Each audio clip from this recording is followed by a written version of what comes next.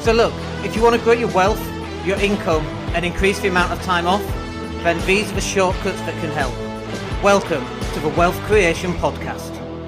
Hey everybody, it's Dan. So I was just thinking about my lifestyle here in Spain and the way that it's all kind of panned out, I suppose. And although we've got, millions of pounds of property and that kind of thing, we don't live off the millions of pounds of property in terms of equity and that kind of thing. And I was just thinking about millionaire status and all that kind of thing as well. And about this idea that I used to have when I was younger about, you need to be a millionaire. I want to be a millionaire, like millionaires turn up and flash for cash and drive fancy cars and all that kind of thing. And honestly, like, some do, but many don't. Like, I know loads of millionaires, and we have actually competitions about who's got the shittiest car. I remember with one, and his van, is like, he just drove a rust bucket of a van, and he's got like hundreds of properties. And it was like a competition about who could have the shittiest car.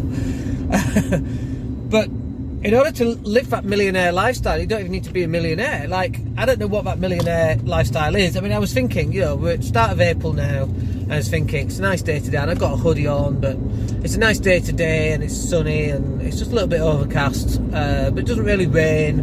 But then I was thinking about my life back in England, like at the start of April, and it would be raining, it would be cold, it would be grey, it would be bitterly cold. There's numerous reports of, is it going to snow, is it not? And like, part of like living a millionaire lifestyle is to go somewhere where it's hot and sunny. Like, you don't even need to be a millionaire for that. Even if you had a full-time job and you went and lived somewhere sunny, that makes a big difference, because on a weekend you can live like a millionaire, right? So, but even then, it's not even about how much money you've got, because actually what you're really looking for is two things. The first one is time freedom. Millionaires equal time freedom. In my mind it does. But then when I look at millionaires, Warren Buffett hasn't got time freedom, Grant Cardone definitely hasn't got time freedom, Robert Kiyosaki, like, you name it, right? None of these people have time freedom. And I think that's probably where I stand out, because I'm quite lazy and I enjoy playing on the Xbox and watching a bit of Netflix and then doing a bit of work. And like, my goal is to do as little work as possible, but actually try and get the best returns that I absolutely possibly can for doing as little work. Whereas other people feel like scrabbling around 60-hour weeks because they're so afraid of losing it, and I know what that feels like too. But for me, this is why I don't do a lot of one-on-one work anymore, is because I don't want to work one-on-one when I could work one-on-many, get paid much more for it, and that increases my net worth, if you like. But to get to that millionaire lifestyle, so you need time freedom, and then the second one is money. You've got to have some money. But you don't need like £1 million sat in the bank. Because if you had £1 million sat in the bank, what are you going to do with it anyway? Like, you're an idiot, by the way, if you've got £1 million sat in the bank.